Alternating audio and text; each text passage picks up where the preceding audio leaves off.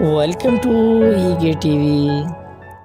Today, a very shallow magnitude earthquake was recorded in Algeria.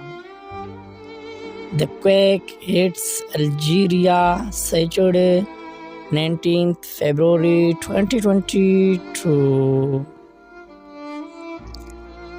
EMSC is the first agency to report this quake with magnitude 4.3, and German Research Center for Geosciences is the second agency also report this quake with same magnitude. The exact magnitude, epicenter and depth might be revised in next few hours or minutes.